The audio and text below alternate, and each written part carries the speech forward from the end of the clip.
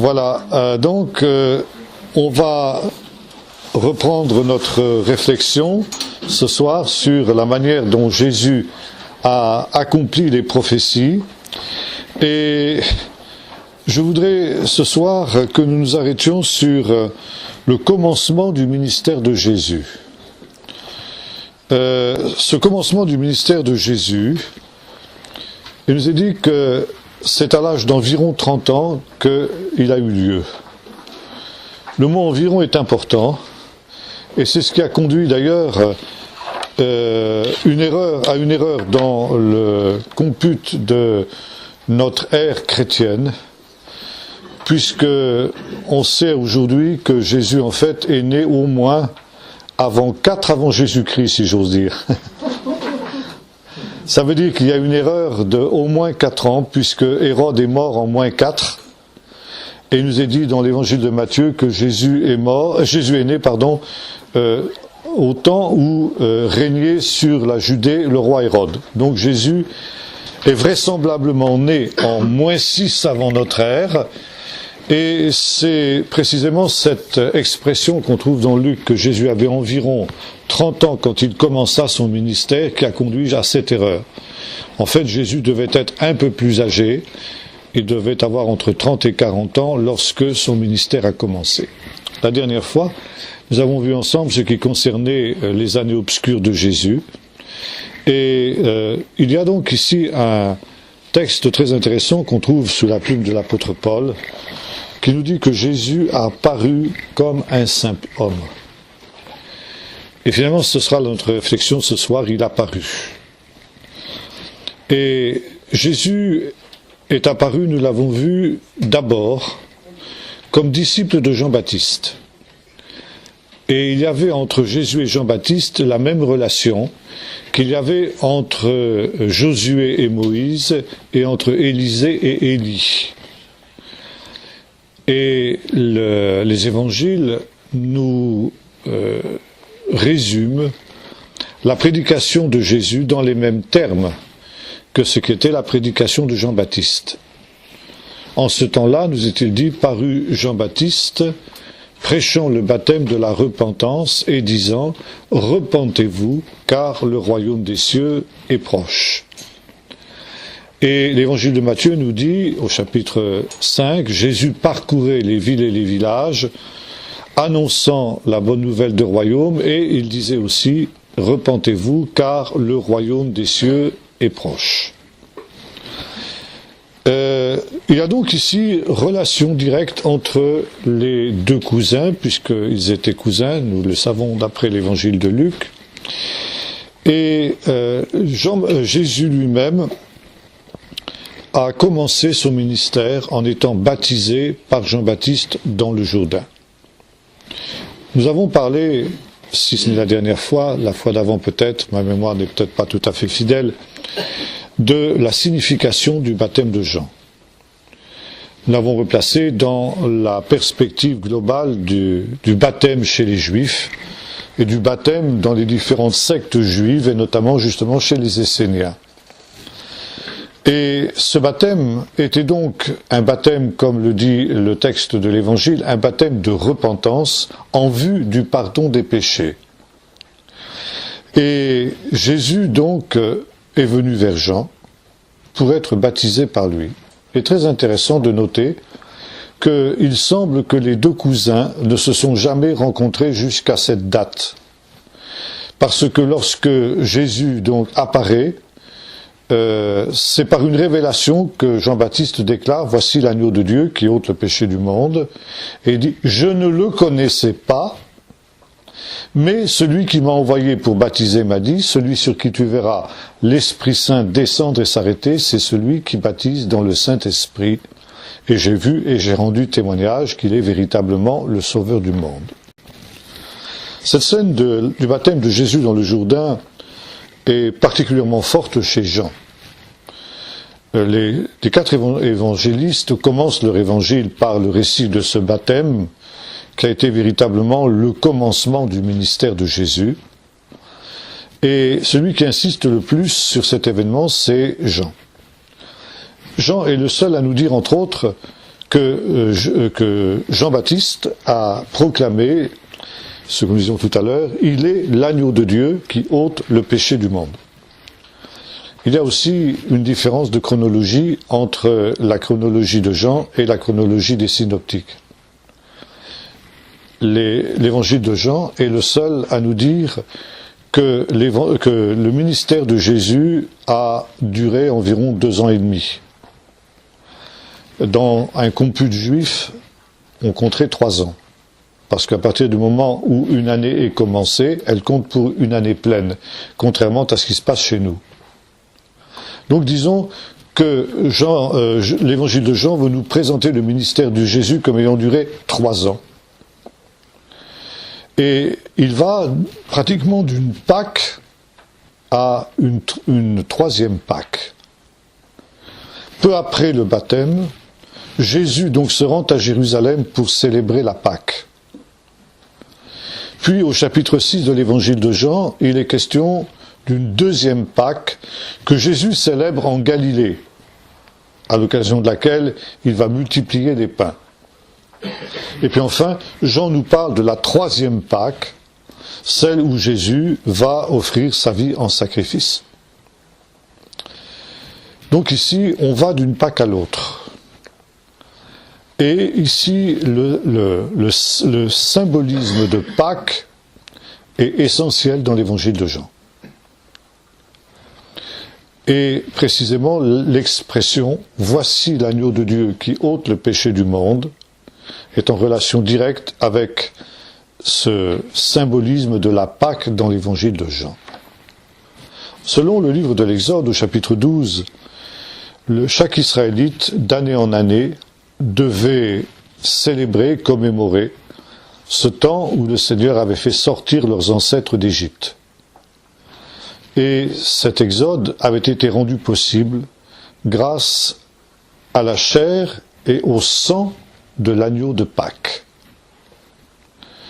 Le thème de l'agneau de Pâques, on le retrouvera aussi constamment dans l'Apocalypse de Jean,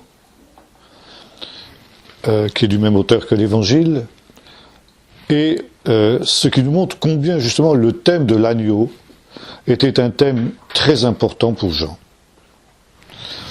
Et lorsque donc arrivait la période de Pâques, le 10e jour du premier mois, chaque famille devait prendre un agneau sans défaut, mâle, âgé d'1 an, et cet agneau était mis à part du reste du troupeau. Et cette mise à part, en hébreu, s'appelait une sanctification. L'agneau était sanctifié. L'expression sanctification, pour nous, n'a pas tout à fait la même signification. Quand nous parlons de sanctification, nous parlons essentiellement de perfection morale. Ça n'est pas faux. Mais le premier sens du mot sanctification n'est pas celui-là. Sanctifier est quelque chose par conséquent qui est saint. C'est quelque chose qui est mis à part, séparé du domaine profane, pour être consacré à Dieu. Cet agneau, il était séparé du reste du troupeau, et il était consacré à Dieu. Il devenait par conséquent ce qu'on appelait l'agneau de Dieu. Et l'expression l'agneau de Dieu fait directement référence à la Pâque. Cet agneau, il était conservé pendant 3 jours. Et le 3e jour, c'est-à-dire le 14e jour du premier mois, le mois de Nissan, cet agneau était immolé. Et cette sanctification, elle était évidemment quelque chose qui était public. Notamment, le père de famille proclamait à ses enfants, il prenait cet agneau, il lui disait « Voici l'agneau de Dieu ». Et lorsque Jésus vient vers Jean-Baptiste au Jourdain, c'est exactement la proclamation que fait ce dernier. « Voici l'agneau de Dieu ». Et le baptême de Jésus va être en quelque sorte une mise à part. C'est aussi le sens du baptême. Le baptême est quelque chose qui nous sépare du monde profane pour que nous soyons consacrés à Dieu. Paul prendra notamment dans la première aux Corinthiens l'image de la traversée de la mer Rouge. La mer Rouge est une image du baptême, nous dit-il, et lorsque nous traversons l'eau du baptême, eh bien, nous sommes comme les Israélites qui ont traversé la mer Rouge. La mer Rouge, c'est quelque chose qui sépare. Le peuple d'Israël était définitivement mis à part et séparé de sa vie ancienne qu'il avait vécue en Égypte. Il était séparé de son esclavage et il était consacré à Dieu pour une vie nouvelle. C'est aussi le sens de notre baptême. Et c'est aussi le sens du baptême de Jésus. Jésus est donc mis à part par son baptême pour devenir l'agneau de Dieu qui va ôter le péché du monde. Et il y a une équation dans la Bible qu'on retrouve constamment, un jour égale un an. Vous trouvez ça aussi lorsque les espions reviennent d'avoir exploré le pays de Canaan, et ils ont exploré ce pays pendant 40 jours. Et comme ils ont décrié le bon pays que Dieu avait voulu donner à son peuple, Dieu va condamner le peuple d'Israël à errer dans le désert pendant 40 ans, c'est-à-dire pour 1 an pour chacune des journées que les espions ont mis à explorer le pays. Et ici, Jésus, pour Jean, va avoir un ministère qui va durer 3 ans. Pas tout à fait, 2 ans, 2 ans et demi, disons. Si on situe à peu près le baptême de Jésus en février, bon, la première Pâque, il l'a célébrée 2 mois plus tard à Jérusalem, donc ça fait un peu plus de 2 ans. Mais encore une fois, dans la perspective juive, si une année commençait, elle compte pour une année pleine. Donc c'est 3 ans. Jésus a été mis à part, sanctifié pendant 3 ans. 3 ans égale 1 jour. Et le 3e jour, la 3e Pâque, il a été immolé comme l'agneau de Pâques a été immolé. Et quand nous arriverons justement à la Passion, nous verrons que Jean reprend cette symbolique de l'agneau. Lorsque les soldats viennent vérifier la mort des condamnés et briser les jambes des condamnés pour hâter la mort, pour qu'on puisse descendre les corps de la croix avant l'entrée du Shabbat, eh bien, ils constatent que Jésus est déjà mort. Et on ne lui brise pas les jambes, à l'inverse de ce qui se faisait pour les autres condamnés. Et Jean cite ceci, « Cela arriva, afin que s'accomplisse ce qui était écrit, on ne lui brisera aucun os. » Et ça, c'est une référence à l'agneau de Pâques. On devait manger cet agneau, selon ce qui est écrit dans Exode 12, avec du pain sans levain et des herbes amères, et aucun de ces os devait être brisé. Pourquoi ? Parce que selon la tradition juive, l'intégrité du squelette est la garantie de la résurrection. Et par conséquent, cette prescription de ne pas briser les os de l'agneau de Pâques était déjà une annonce prophétique de la résurrection du véritable agneau de Dieu, c'est-à-dire de Jésus. Et parce que le corps de Jésus n'a pas été brisé sur la croix, ses os n'ont pas été brisés, eh bien déjà, c'était une annonce que Jésus allait ressusciter le 3e jour. Là aussi, nous retrouvons la symbolique des 3 jours. Ça, nous en parlerons quand nous arriverons à la résurrection. Donc ici, 3 jours et 3 ans, l'agneau de Dieu va porter le péché du monde pendant 3 ans. Il y a une question qui se pose. Jésus donc a été baptisé par Jean, qui prêchait le baptême de la repentance et qui appelait les pécheurs à la repentance. Et Jésus a pris place parmi les publicains, les prostituées, les gens de mauvaise vie, les péagers, etc. Et on peut se dire, mais comment se fait-il que Jésus, qui était saint, qui était pur, qui était sans péché, a-t-il été baptisé comme les pécheurs ? Eh bien là aussi, la signification du baptême de Jésus est parfaitement claire. En s'identifiant aux pécheurs, comme le dit Jean, il se chargeait de leurs péchés. Il est aussi question de l'agneau dans le fameux texte d'Ésaïe 53, que l'on a appelé la Passion selon Ésaïe. Et il nous est dit du serviteur de l'Éternel, le serviteur souffrant, il a été mené comme une brebis qu'on mène à la boucherie. Mais il a porté nos péchés et il s'est chargé de nos maladies. En hébreu, ça se dit Achen, Chalinu ou Nassa. Il a porté le péché. Porté dans le sens d'expier, mais il a porté nos péchés. Ça veut dire que de la même manière que pendant les 3 jours, en quelque sorte, où il était sanctifié, l'agneau de Pâques aussi, eh bien, était chargé de toutes les turpitudes qui avaient fait qu'Israël était esclave. De la même manière, l'agneau de Dieu allait porter les péchés du monde pendant 3 ans. Et quand se charge-t-il de ses péchés?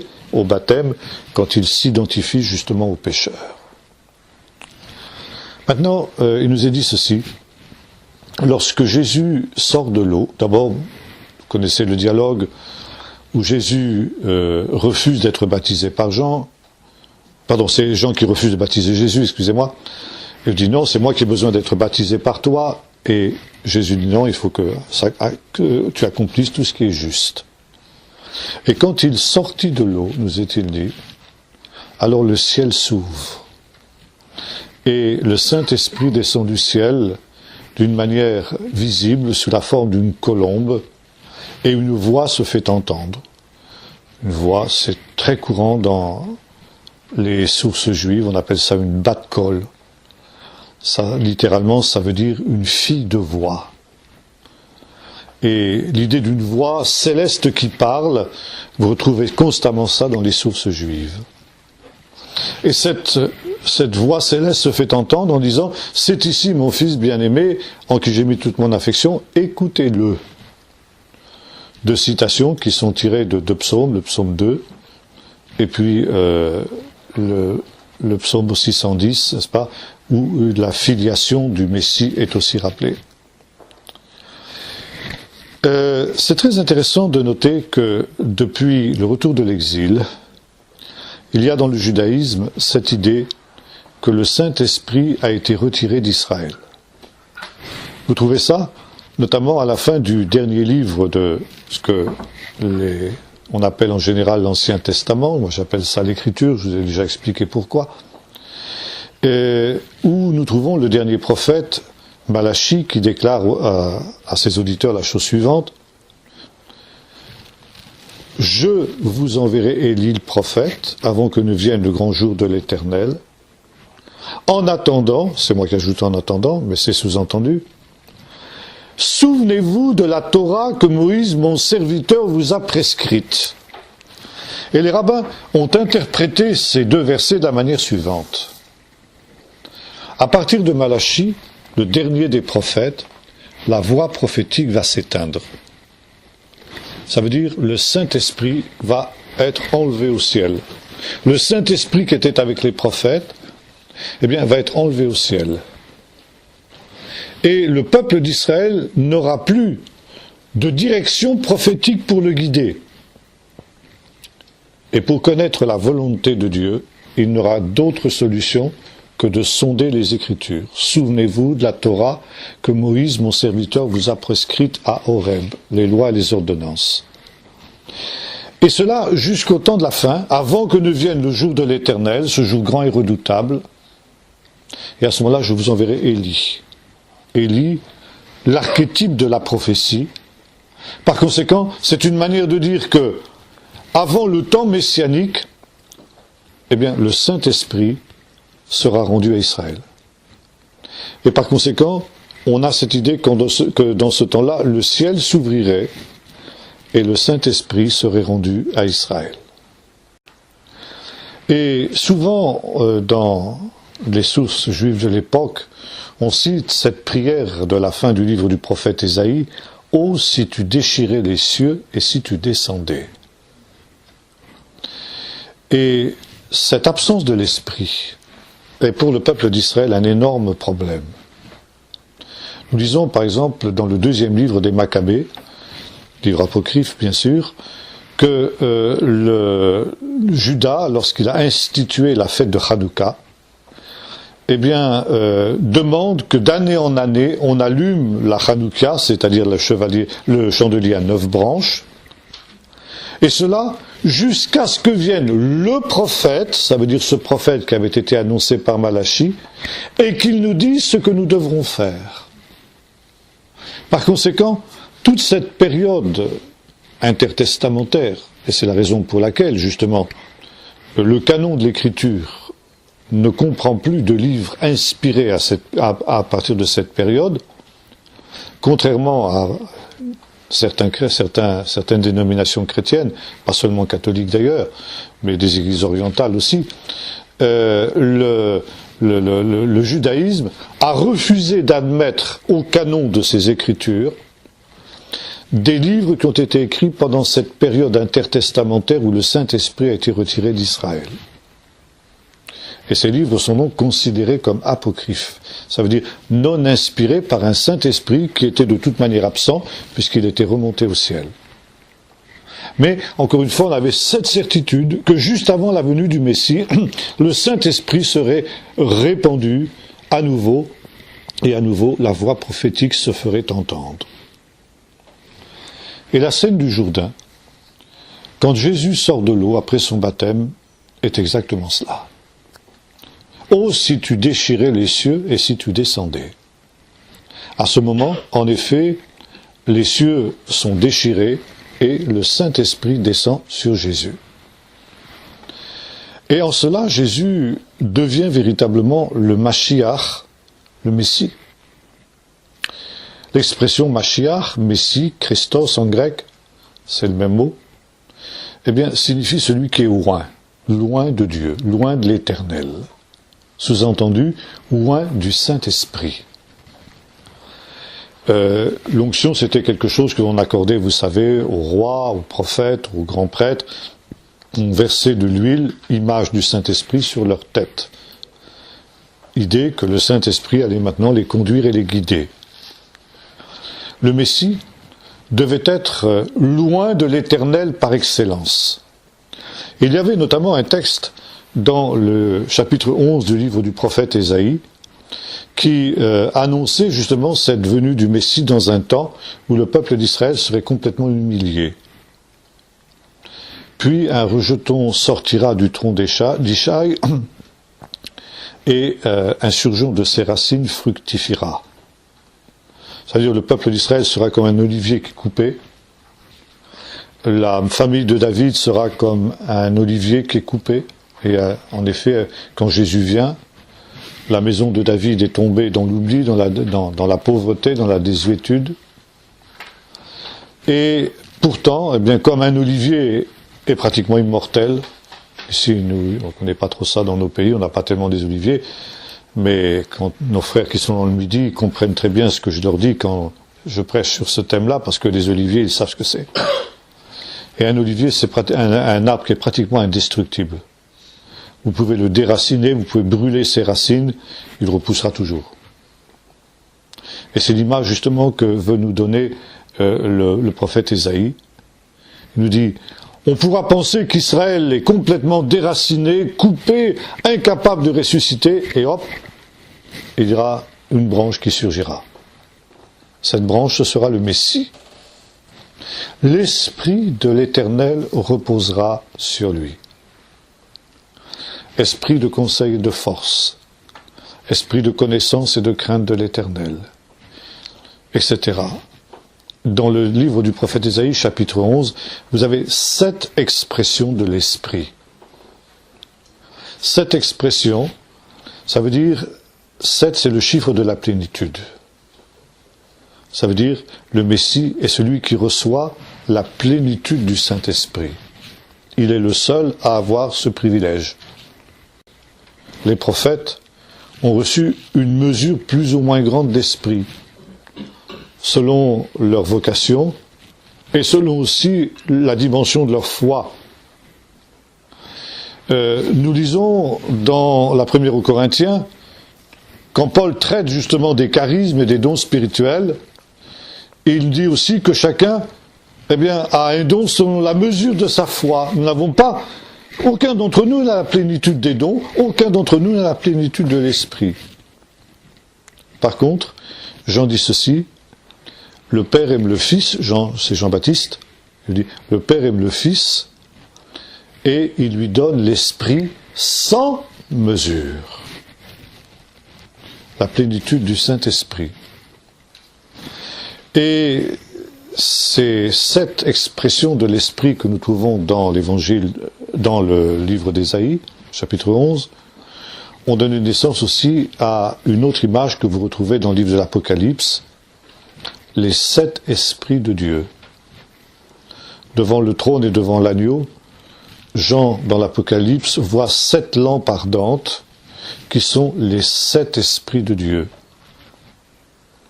Alors évidemment, les théologiens vont nous dire, mais peut-on diviser l'esprit? L'esprit est un. Il n'y a pas 7 esprits.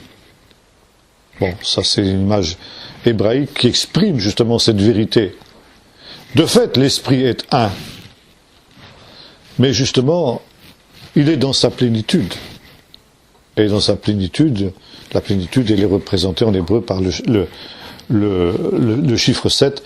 Le génie hébraïque n'a pas notre logique cartésienne. Alors c'est pas contradictoire, simplement. Ça vous explique justement cette expression, les 7 esprits de Dieu.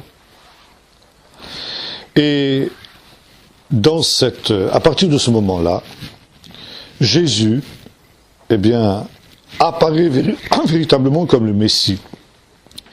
Il est né du Saint-Esprit, mais maintenant, il est revêtu, il est baptisé dans le Saint-Esprit, et par conséquent, il a en lui la puissance de Dieu. Il est intéressant de noter aussi que le Saint-Esprit, il apparaît à Jean sous la forme d'une colombe.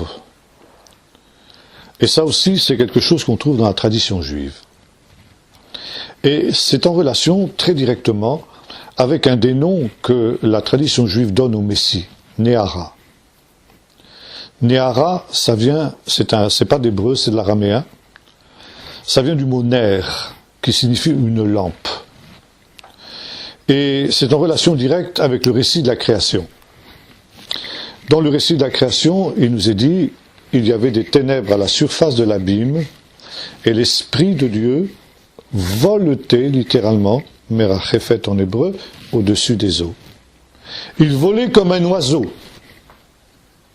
Et on pose la question, on dit, mais quel était cet esprit?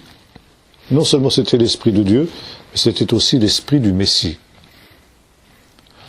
Et dans la tradition juive, il y a un certain nombre de réalités qui existent avant la fondation du monde. La Torah, l'Esprit de Dieu et le nom du Messie. Ça veut dire la personne du Messie. Le nom, c'est la personne. Donc l'idée d'un Messie préexistant, nous en avons déjà parlé, est quelque chose qui existe dans le judaïsme de l'époque de Jésus, même si ça n'existe plus dans le judaïsme de nos jours. Ça, c'est une autre question. Et ensuite, il nous est dit, Dieu dit, qu'il y ait de la lumière, et il y a de la lumière. Mais il y a un problème, c'est que les sources de la lumière, le soleil, la lune, les étoiles, n'apparaissent que le 4e jour de la création. D'où vient donc cette lumière qui rayonne dès le 1er jour? Et la réponse, c'est la lumière du Messie. C'est pourquoi il est dit, Dieu suscitera une corne à David, psaume 132, une lampe, son Messie. Le Messie est la lampe du monde. Et lorsque viendra le royaume de Dieu au dernier jour, vous trouvez ça à la fois dans le chapitre 60 du livre du prophète Ésaïe et dans les chapitres 21 et 22 de l'Apocalypse, eh bien, le soleil et la lune ne seront plus utiles pour éclairer Jérusalem, la nouvelle Jérusalem et la nouvelle terre, car Dieu est sa lampe et l'agneau, encore une fois l'agneau, est son flambeau. Les nations marchent à sa lumière et des rois à la clarté de ses rayons. Le Messie sera la lampe de la nouvelle Jérusalem, du monde nouveau qui sortira des mains du Créateur à la fin. Mais justement, pour qu'une lampe brûle, il faut mettre de l'huile à l'époque de Jésus. Et d'où vient cette huile? Eh bien, justement, du Saint-Esprit. Et voilà, justement, il y a une association qui est faite entre l'Esprit de Dieu qui volait sur les eaux, et puis la lumière qui va apparaître quelques instants après, quand Dieu dit qu'il y ait de la lumière. Et puis on fait aussi une autre allusion à un texte que l'on trouve toujours dans le livre de la Genèse, après le déluge. Après le déluge, quand l'arche s'est posée sur l'Ararat, Moïse envoie la colombe. Et la colombe, elle revient avec un rameau d'olivier dans le bec. Un rejeton sortira du tronc d'Ishaï. Et les rabbins ont dit, la colombe, elle apporte le Messie au monde. Parce que l'olivier, c'est l'image du Messie, l'arbre de la lumière. Et c'est grâce à la colombe que la lumière est venue dans le monde, la lumière du Messie. Et voilà donc, elle apporte le Saint-Esprit, la colombe du Saint-Esprit apporte la lumière au monde, elle apporte le Messie au monde. Jésus est né du Saint-Esprit, et le Saint-Esprit, qui est féminin en hébreu d'ailleurs, a bien apporté la lumière au monde. Et ensuite, Jésus a été rempli du Saint-Esprit pour pouvoir être et rayonner de cette lumière. Et à partir du moment où Jésus est baptisé dans le Jourdain, eh bien, il nous est dit, il est poussé par l'Esprit dans le désert pour y être tenté par le diable. Voilà quelque chose qui nous semble étonnant. Ce commencement du ministère de Jésus, il commence justement dans le désert. Certains d'entre vous étaient avec nous au séminaire que nous avons fait ces jours derniers, ce week-end dernier au Bon Berger. Nous avons parlé justement de la tentation de Jésus. Et nous avons vu que le désert est par excellence le domaine de Satan. Le désert, comme son nom l'indique, c'est l'endroit où rien ne pousse. Où par conséquent tout est mort, tout est désolation, tout est ruine. Et le désert est l'image justement d'un monde qui est ruiné par le péché et par le diable. Et il y a une loi spirituelle dans la Bible qui apparaît notamment dans les psaumes, en particulier le psaume 107. Le péché rend désert. Le Seigneur avait dit à Israël, si vous vous livrez à toutes les abominations des nations, si vous désobéissez à la Torah que je vous ai donnée, alors votre pays deviendra un désert. Vos villes seront ruinées. Ce pays qui était un pays où coule le lait et le miel deviendra semblable à un désert affreux. Et par contre, la repentance et le retour à Dieu rendent la fertilité au désert. Par conséquent, celui qui rend désert, c'est le diable. Et le diable habite le désert. Lorsqu'Israël est conduit au désert, dans le livre du Deutéronome, Moïse lui rappelle ceci, le Seigneur t'a conduit dans ce grand et affreux désert où habitent la vipère et le dragon volant. Vipère, dragon volant, serpent, image de Satan. Par conséquent, c'est une manière de nous dire le désert est l'habitation de Satan et de ses démons. Lorsque le jour du Kippour, on chasse au désert le bouc émissaire, on le chasse pour Azazel. Azazel, c'est un des noms de Satan.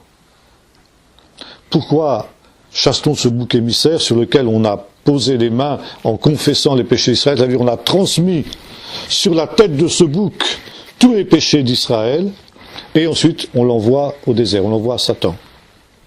Parce que Satan est celui qui est à la base du péché. C'est lui qui conçoit le péché, qui fabrique le péché, qui conduit au péché. Et le péché retourne à sa source. Retour à l'envoyeur. Et donc, on aussi un autre texte où il nous est dit que quand c'est Jésus qui nous dit que quand l'esprit impur est sorti d'un homme, il va au désert pour y chercher du repos, il n'en trouve pas. Aller au désert, c'est rencontrer Satan. Le désert est le domaine de Satan. Et Jésus est poussé par l'Esprit au désert. Pourquoi? Parce que justement, comme le dira beaucoup plus tard l'apôtre Jean, Jésus a paru pour détruire les œuvres du diable. Et Jésus envahit le domaine de l'adversaire. Il vient le provoquer exprès, justement, dans son repère, dans son domaine, sur son terrain, pour le lier et pour le vaincre. Et je citais aussi ce texte du prophète Ésaïe, chapitre 53, j'ai évoqué ce chapitre 53 tout à l'heure, où il nous est dit ceci, après la mort et la résurrection du serviteur de l'Éternel. La fin du chapitre 53 nous dit ceci, c'est pourquoi je lui donnerai sa part avec les grands, et on peut traduire, et il pillera, il dispersera le butin du puissant. Jésus a donné une exégèse de ce verset dans une petite parabole, justement après qu'il ait parlé de ce départ de l'esprit impur au désert. Il dit, s'il y a dans une ville un homme fort, un puissant, c'est une allusion à ce texte d'Ésaïe, s'il y a un homme puissant, qui garde bien sa maison, et qui tient à l'intérieur de sa maison ses biens, ses captifs, etc., il est tellement fort que personne ne peut le vaincre. Et par conséquent, personne ne peut s'emparer de ses biens. Mais s'il survient quelqu'un de plus fort que lui, qu'il le terrasse, qu'il triomphe de lui, alors il va plutôt le dépouiller de ses richesses, et il va délivrer ses captifs. Et cette parabole est un résumé du ministère de Jésus. Dès le début de son ministère, Jésus rencontre Satan face à face. Il le provoque dans un combat singulier pour le terrasser, pour le mettre à terre. Et à partir du moment où il l'a ainsi vaincu, eh bien, il revient, nous est dit, dans la puissance du Saint-Esprit, et les miracles vont commencer à avoir lieu. Ça veut dire que Jésus va piller le domaine de l'homme fort. Il a lié l'homme fort dans le désert, et maintenant, eh bien, il est capable de piller ses biens, de disperser ses biens. Ses biens, ce sont ses captifs. Il y a, parmi les nombreux miracles que Jésus a accomplis, un miracle qui revient constamment et qui est un miracle essentiel. C'est les exorcismes, les délivrances des démons. Et de fait, l'homme fort, Satan, le puissant d'Ésaïe 53, la possession démoniaque est un moyen privilégié justement pour maintenir les hommes sous son emprise, sous son esclavage. Et c'est pourquoi Jésus s'attache particulièrement à libérer ceux qui sont captifs justement d'esprits impurs ou de démons. Les malades aussi, sont des gens qui sont sous la puissance de l'adversaire. La maladie est quelque chose qui est provoqué par Satan. Et en libérant les malades de leurs infirmités, en ouvrant les yeux des aveugles, les oreilles des sourds, en faisant marcher les boiteux, eh bien, Jésus manifeste qu'il pille le domaine de l'adversaire, le domaine de l'homme fort. Et non seulement il agit de cette manière, mais aussi il libère, il ne guérit pas les lépreux, il purifie les lépreux. Vous avez remarqué que jamais il n'est question de guérir un lépreux dans l'Évangile, il est toujours question de purifier un lépreux. Parce que la lèpre est une maladie aussi très particulière pour la Bible. C'est une maladie qui est intrinsèque à l'être humain, si j'ose dire, et qui est la cause du péché en général, c'est l'orgueil. L'orgueil dans lequel Satan lui-même est tombé. C'est par orgueil, par exemple, que Myriam, la sœur d'Aaron, a murmuré contre lui. Et comme châtiment, justement, de ce murmure, elle est frappée de la lèpre. Elle s'était enorgueillie en disant, mais pourquoi Moïse a-t-il le droit d'eux, etc. Nous retrouvons cela aussi avec l'histoire de Naaman, le général syrien, vous vous souvenez, qui était lépreux et qui avait entendu parler de la puissance d'Élisée pour le guérir, et qui arrive chez Élisée en s'imaginant que, bien entendu, face à un grand personnage comme lui, le prophète allait être très honoré. Il allait sortir, il allait faire des courbettes, des salamalek et tout ce que vous voudrez, faire tout un cérémonial pour guérir le lépreux, etc. Et quand on voit l'attitude d'Élisée vis-à-vis de Naaman, c'est scandaleux.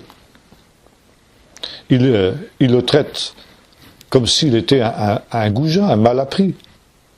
Il prend même pas l'élémentaire politesse de sortir pour le saluer. Il lui envoie son serviteur comme s'il était le dernier des derniers. Va te laver dans les eaux du Jourdain, cette fois tu seras pur. Et on comprend finalement que Naaman réagisse négativement. Il est en colère, il a des raisons de l'être. Mais Élisée savait ce qu'il faisait. Pourquoi il a voulu humilier comme ça Naaman? Parce que Naaman en avait besoin. Parce que la cause de sa lèpre, c'était son orgueil. Ses nombreuses victoires lui étaient montées à la tête et il se croyait un personnage important. Et là, c'est quand il a accepté de s'humilier, quand il a accepté la demande du prophète qu'il avait d'abord refusée et qu'il est allé se tremper 7 fois dans le Jourdain qu'il a été guéri. Il est aussi question du roi Ouzias qui s'était enorgueilli au point qu'il avait usurpé des fonctions sacerdotales qui n'étaient pas les siennes. Et il avait été jusqu'à offrir de l'encens dans le lieu saint, ce qui était interdit à tous ceux qui n'étaient pas prêtres. Et le grand prêtre avait eu le courage de lui résister en face, lui disant « Tu n'as pas le droit d'offrir de l'encens, bien que tu sois roi, tu n'es pas prêtre. » Et dans sa colère, Ouzias avait levé son encensoir pour frapper le grand prêtre. Et à ce moment, il nous a dit, la lèpre éclata sur son front. Il était devenu orgueilleux. Et le rituel de la purification du lépreux nous est donné dans le livre du Lévitique. Lorsque un lépreux aura été purifié de sa lèpre, parce qu'il faut d'abord qu'il soit guéri de son orgueil, c'est une purification intérieure. Il se présentera devant le prêtre avec deux plantes, une branche de cèdre et une branche d'hysope. Qu'est-ce que ça représente? Pourquoi justement ce rituel bizarre? Eh bien parce que la branche de cèdre, le cèdre, c'est le plus grand de tous les arbres. Et dans, dirais-je, le folklore de l'Orient de l'époque, de la même manière que le lion est le roi des animaux dans notre folklore occidental, le cèdre était le roi des arbres. Et par contre, la plus petite des plantes, c'est l'hysope. Et ça aussi, c'est quelque chose qui est tout à fait intéressant, parce que finalement, l'hysope, c'est le symbole de l'humilité. L'hysope qui pousse dans le creux des rochers. Je vous ai dit que le roi sage entre tous que fut Salomon a parlé sur tous les arbres, depuis le cèdre du Liban qui pousse dans les montagnes jusqu'à l'hysope qui pousse dans le creux des rochers. Ça veut dire qu'il a parlé sur le plus grand arbre et sur le plus petit arbre en passant par tous les autres. Et quand le lépreux purifié a amené cette branche de cèdre et cette branche d'hysope, c'était une manière de dire, eh bien voilà, j'étais orgueilleux comme ce cèdre. Cèdre aussi le symbole de l'orgueil. Les prophètes annoncent qu'au temps de la fin, quand viendra le jour de l'Éternel, Dieu brisera les cèdres du Liban. Ça veut dire qu'il brisera l'orgueil de tous les orgueilleux. Et le lépreux dit, j'étais orgueilleux comme ce cèdre et je suis devenu humble comme cette branche d'hysope. C'est pourquoi le Seigneur a eu compassion de moi et m'a relevé. Et Jésus donc purifie les lépreux. Ça veut dire, il guérit la lèpre intérieure de l'homme, il guérit le péché de l'homme. Et en cela, il se comporte aussi comme un nouveau Josué. Alors justement, très intéressant de noter, nous avons vu cela quand nous avons parlé de l'évangile de Noël en particulier, et nous avons remarqué que Matthieu nous présente Jésus comme un nouveau Moïse. Jésus revit l'histoire du peuple d'Israël. Il est le Fils de Dieu, comme un peu Israël était le Fils de Dieu. Lorsque Moïse est envoyé vers Pharaon pour libérer le peuple, il va avec ce message, le Seigneur te dit, Israël est mon fils, mon premier-né, laisse aller mon fils pour qu'il me serve. Et Osée dit ceci, c'est pourquoi Dieu a dit, j'appelais mon fils hors d'Égypte. Le fils, c'est Israël. Et Matthieu applique dans l'évangile de l'enfance ce verset à Jésus. Quand Jésus descend en Égypte à cause de la colère d'Hérode, Matthieu nous dit ceci, cela arriva pour que s'accomplisse ce qui avait été écrit par le prophète, j'appelais mon fils hors d'Égypte. Et Jésus donc est fils au sens profond du terme. Israël est fils au sens figuré, mais Jésus est fils au sens profond du terme. C'est pourquoi Jésus va revivre l'histoire et l'expérience du peuple d'Israël. De même qu'Israël avait été conduit au désert pour y être tenté par le diable, de la même manière, Jésus va être conduit au désert par l'Esprit, comme Israël avait été par la Shrina, la colonne de nuée, l'image du Saint-Esprit, pour se confronter au diable. Et là, il va être éprouvé pendant 40 jours. L'équation dont nous avons parlé tout à l'heure, un jour égale un an. Le peuple d'Israël a passé 40 ans au désert, Jésus le Fils va passer 40 jours au désert. Et là, il va connaître les tentations d'Israël au désert. La manne ordonne que ces pierres deviennent du pain.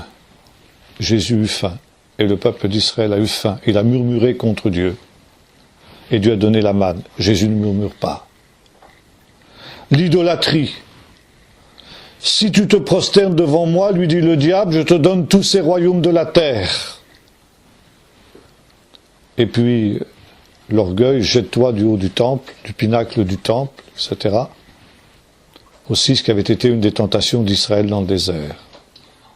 Penser qu'il était le peuple de Dieu et qu'il pouvait tout se permettre. Ça a été aussi sa tentation après le désert d'ailleurs. Et donc ici Jésus revit l'expérience du peuple d'Israël et le nouvel Israël.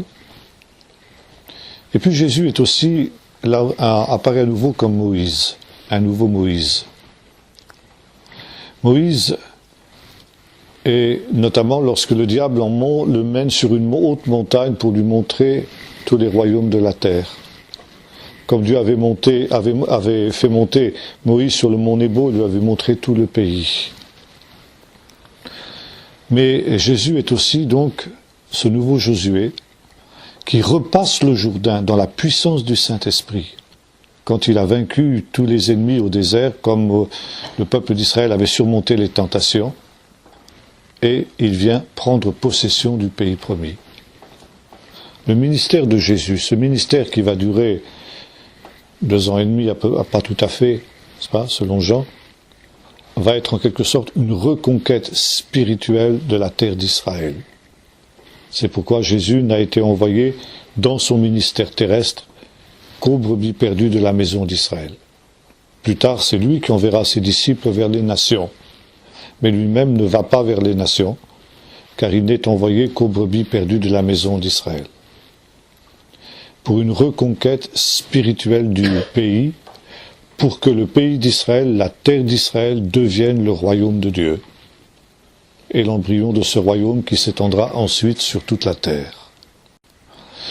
Et c'est pourquoi Jésus accomplit des miracles. Il n'y a pas de récit sans miracle. Les miracles que fait Jésus sont le signe qu'il est véritablement l'envoyé de Dieu et que le temps de la délivrance, le temps du 2e exode est proche. Ça aussi, il y a un thème ici qui apparaît dans les évangiles et qui est essentiel, c'est le thème du 2e exode. La foi d'Israël repose sur cette idée que si Dieu est intervenu dans le passé il pourra aussi le faire dans l'avenir.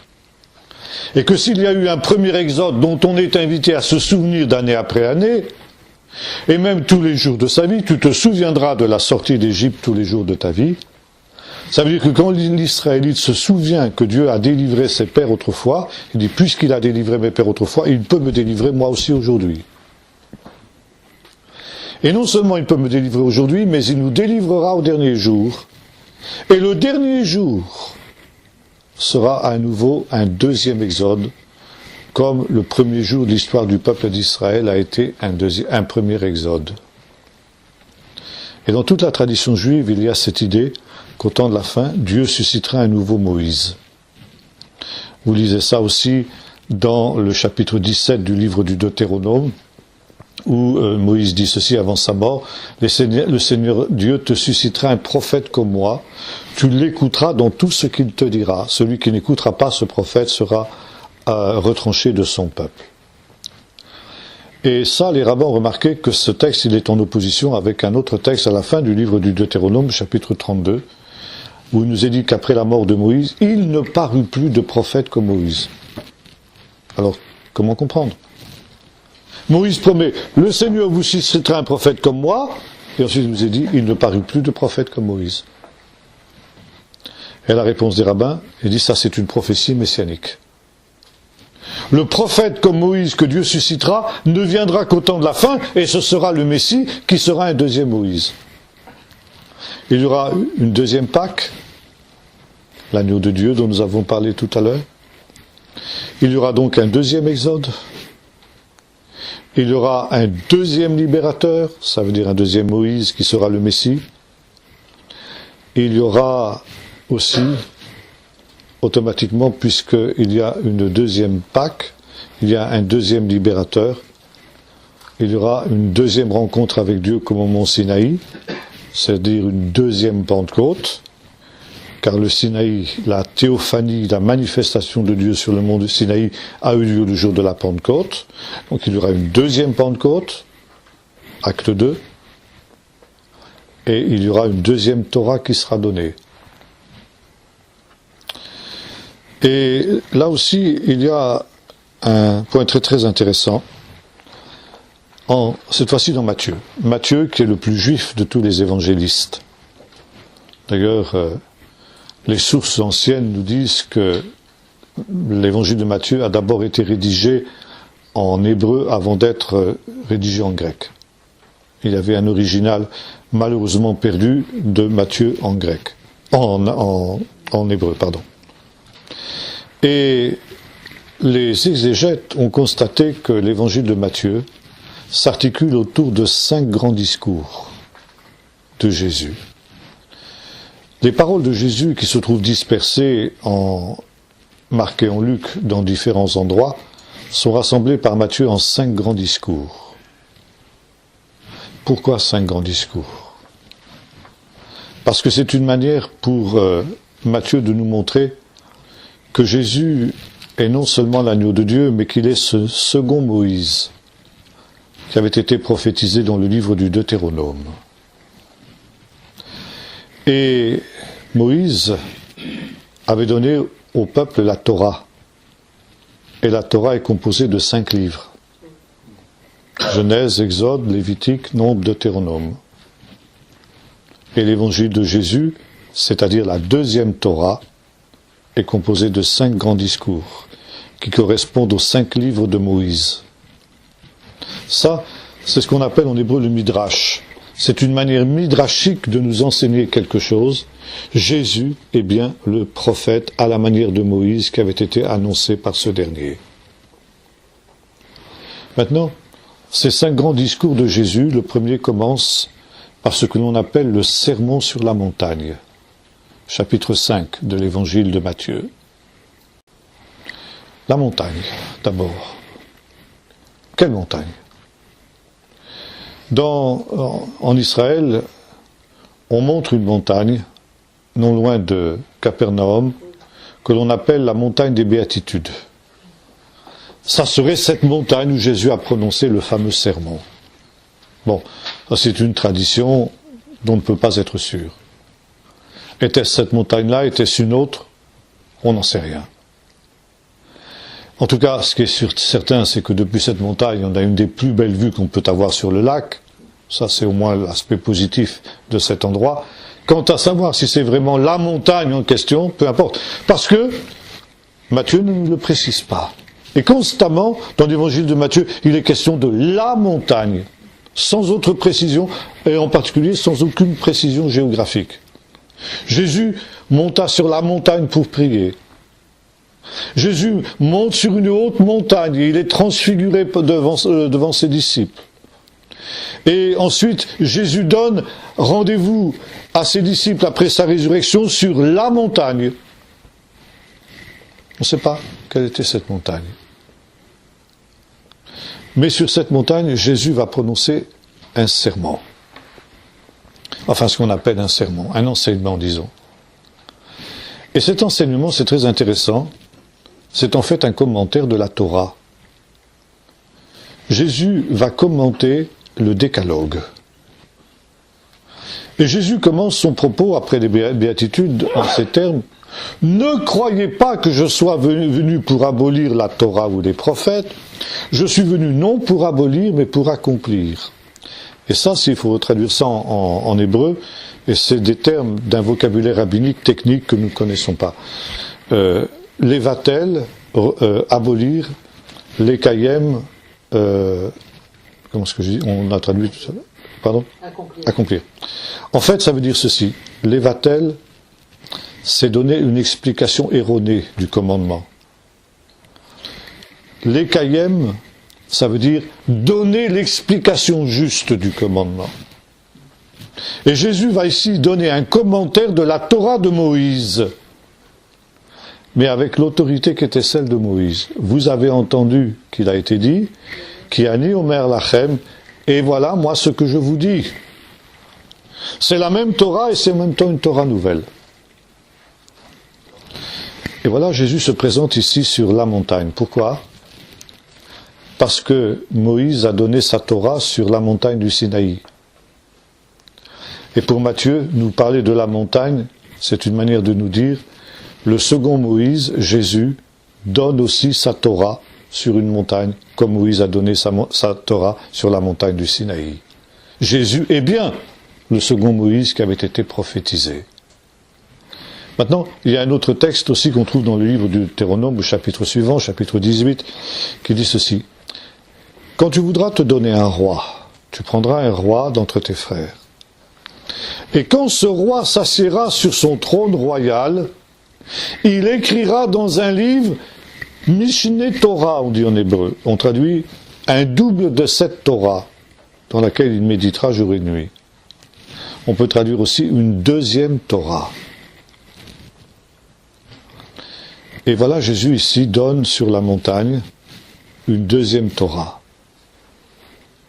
qui n'est pas une Torah différente de celle qu'a donnée Moïse, comme il le dit lui-même, mais qui est la véritable explication, le véritable sens de la Torah de Moïse, et qui est bien dans ce domaine-là, comme le dit le terme hébreu, Mishneh Torah. Et enfin, l'évangile de Matthieu se termine aussi par la grande scène de l'envoi en mission. Ce que nos frères anglo-saxons appellent la grande commission. Allez dans le monde entier prêcher l'évangile. Qu'est-ce que c'est quoi l'évangile? C'est la bonne nouvelle, oui. Mais c'est justement cette deuxième Torah. Ce que nous appelons l'évangile, c'est la Torah du Seigneur.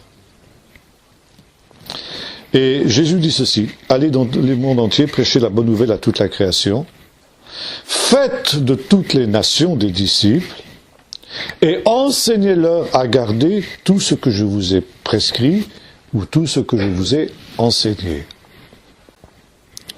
Si vous retraduisez cette parole de Jésus en hébreu, ça vous donne ceci. Et enseignez-leur à garder toute ma Torah. Parce que la Torah, c'est l'enseignement, et non pas la loi, comme on traduit généralement. Ça vient du mot latour, qui signifie enseigner. Enseignez-leur à garder toute ma Torah. Et Jésus prononce cette parole aussi sur la même montagne. Et son ministère terrestre s'achève à l'endroit où il avait commencé. Jésus avait commencé à enseigner sur la montagne au début de l'évangile de Matthieu chapitre 5, et il envoie ses missions, ses disciples, son œuvre terminée, en disant « Cette Torah que vous avez entendue sur cette montagne, allez l'enseigner au monde entier maintenant. »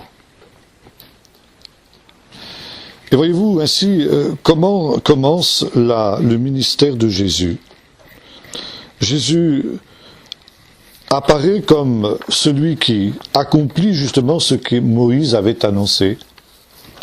Il est celui qui accomplit aussi, finalement il est plus grand que Moïse. On a aussi un midrash très intéressant sur Ésaïe 52, où il nous est dit ceci: « Voici mon serviteur s'élèvera, il s'élèvera, il s'élèvera bien haut. » 3 fois dans ce texte, qui est aussi le quatrième chant du serviteur souffrant, et qui fait un avec le chapitre 52, la division ici en chapitres nous joue un mauvais tour, parce qu'elle coupe l'unité littéraire de cet ensemble. Il faut lire ces versets à la suite l'un de l'autre.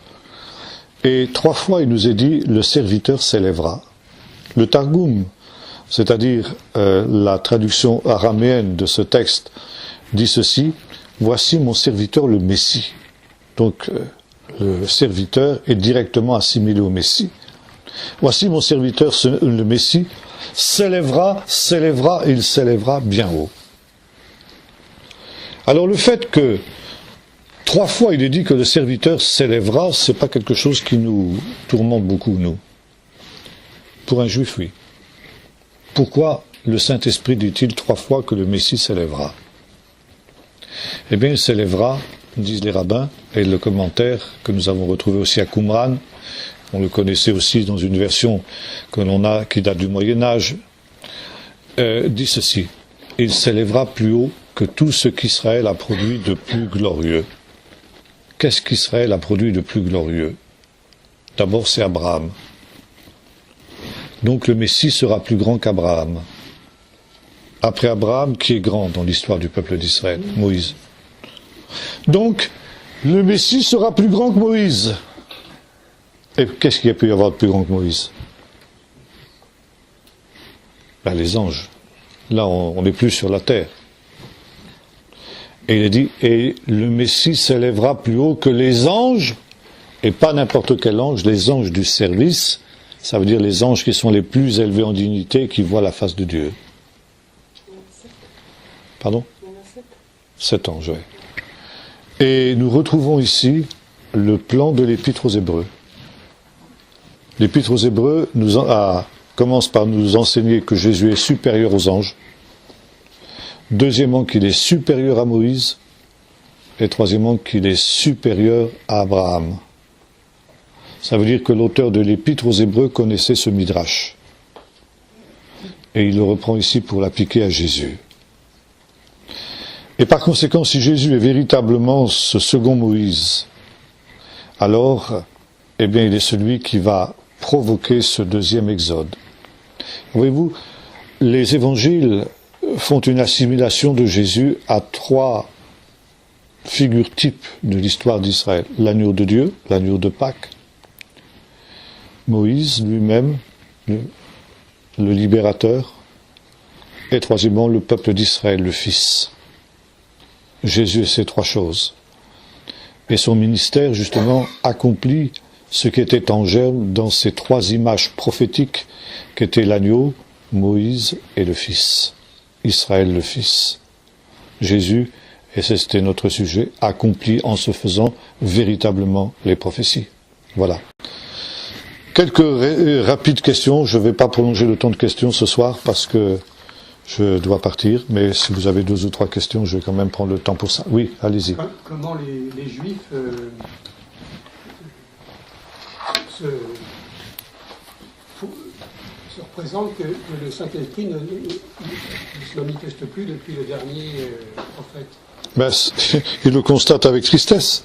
Mais ils l'attendent depuis toujours, maintenant. Ben oui, le retour, la venue du Messie sera précédée par le retour de l'Esprit. Comment il se l'explique? Comment il se l'explique? Il constate. Depuis l'époque de Malachie, il n'y a plus de prophète en Israël, c'est tout. On le constate. Et c'est très intéressant parce que lorsque est venu le mouvement charismatique dans les années 70, fin des années 60, début des années 70 du siècle dernier, j'ai eu le privilège, comme je vous ai dit, d'étudier le Nouveau Testament avec un professeur juif orthodoxe. Il a rencontré des chrétiens de tous bords. Hein. Il a tout entendu, tout ce que les chrétiens ont pu dire de Jésus d'Israël, il connaît ça. Et il est un homme que peu de choses peuvent impressionner.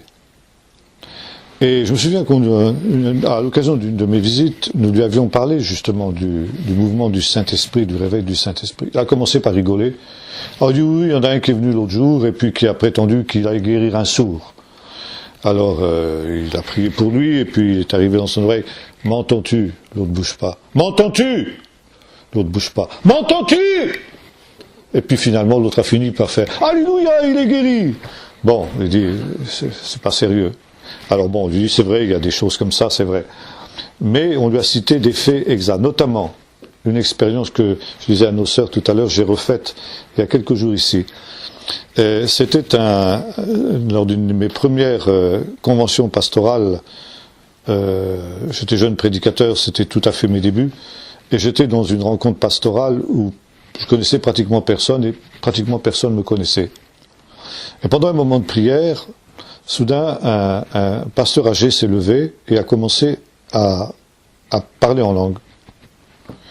Et moi, j'écoutais, je dis, mais c'est drôle, je comprends ce qu'il dit. Je dis, mais bien sûr, il parle hébreu. Et donc, je me suis mis à traduire pour ceux qui étaient à côté de moi ce qu'il était en train de dire. Et puis, ensuite, ce pasteur a donné l'interprétation. Et j'ai pu vérifier que l'interprétation était exacte, parce que j'avais compris le message. Et quand j'ai raconté ça à mon professeur, donc, bon, il me connaissait, il savait que je ne racontais pas d'histoire, quoi. Hein. Alors là, il était vraiment impressionné.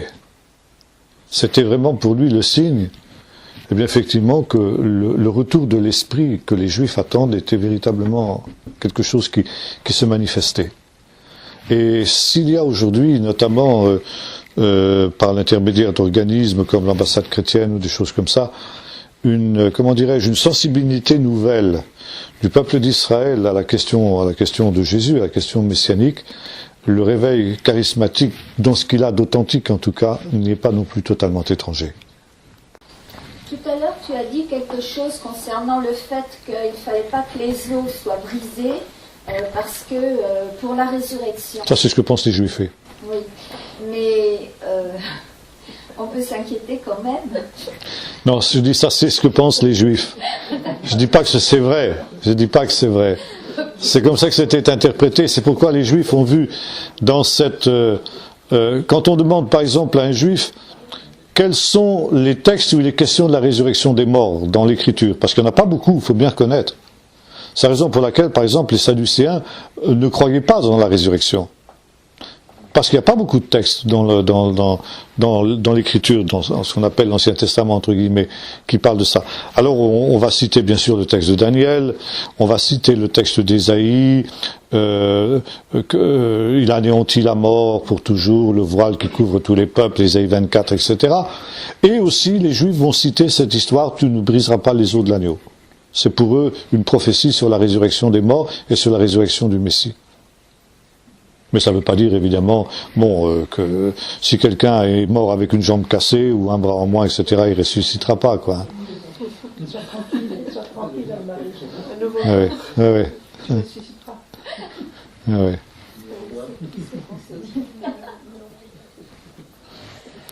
Bien. Encore une ou deux questions? J'ai remarqué que dans le livre d'Ésaïe, à chaque fois qu'on parle du Rédempteur, on associe au Saint d'Israël.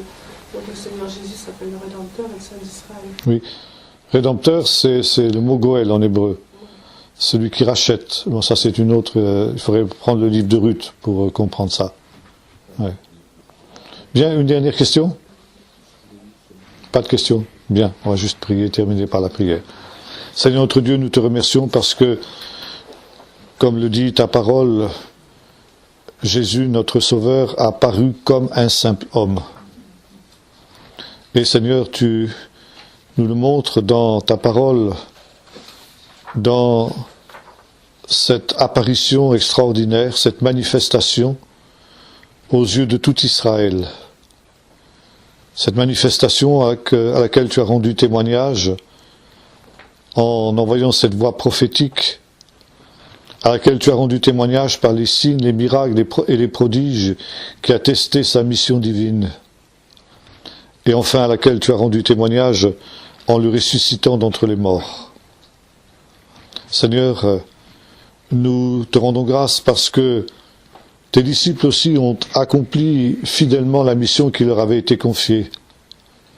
Répandre ces choses, cet évangile jusqu'aux extrémités de la terre. Et nous te rendons grâce, Seigneur, parce que par ce moyen-là aussi, cette bonne nouvelle nous est parvenue. Et nous avons pu entrer aussi, Seigneur, dans cette libération, dans ce nouvel exode, hors de la puissance de Satan. Lorsque, par le sang de Jésus, l'agneau de Dieu, tu nous as fait aussi passer des ténèbres à la lumière, de la mort à la vie. Et tu as fait de nous, Seigneur, des enfants de lumière. Seigneur, nous te prions à nouveau pour que ce privilège que tu nous as donné par l'intermédiaire du Messie d'Israël, le Fils véritable, ton peuple d'Israël puisse bientôt maintenant retrouver lui aussi cet héritage et entrer en possession, Seigneur, de toutes ces richesses qui nous ont été communiquées par son intermédiaire, mais dont il n'a pas encore pris possession. Seigneur, nous te prions pour que maintenant, Seigneur, par ce retour de l'Esprit aussi, par cette action, Seigneur, que tu entreprends en le ramenant dans sa terre, Seigneur, tu puisses aussi te révéler, te manifester, afin que bientôt, Seigneur, unis dans une même louange, nous puissions accomplir aussi ce psaume prophétique qui nous dit « Louez-le, nation, avec son peuple ». Te le demandons au nom de Jésus. Amen. Amen. Voilà, je vais vous demander de m'excuser, je ne vais pas m'arrêter plus longtemps.